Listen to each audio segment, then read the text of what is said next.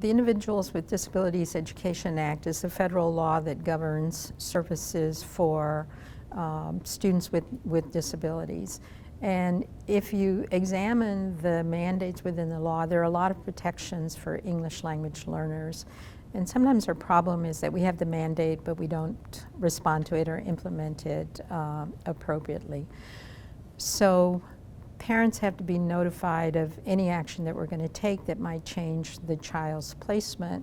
But they have to be notified in a language that they understand and speak, and using language that, the general public would understand. And it has to be very clear to the parent that we're making a referral because we suspect that their child may have a disability. We sometimes communicate in ways that confuse parents.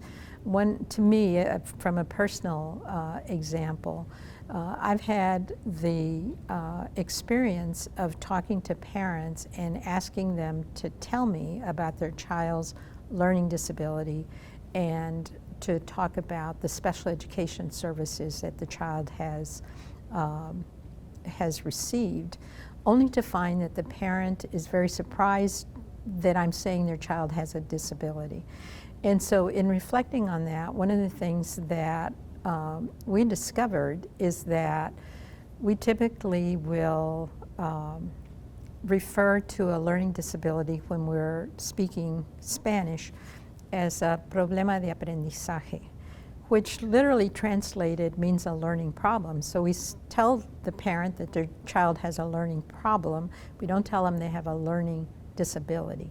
And so the parent agrees that their child can't read, and we will tell them, le vamos a dar clases especiales. So we're going to give them some special classes. We don't tell them we're going to put them in special education, or they don't interpret that what we mean is that we're going to put them in special education.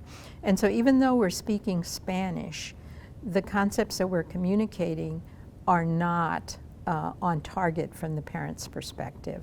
So they may sign permission to place their child because we're saying we're going to help them learn to read, that's the learning problem, and we're going to give them special classes, and so that's specialized support. And that's a very different message than we're attaching a disability label to your child and putting them in a special education classroom where they may be segregated from their peers.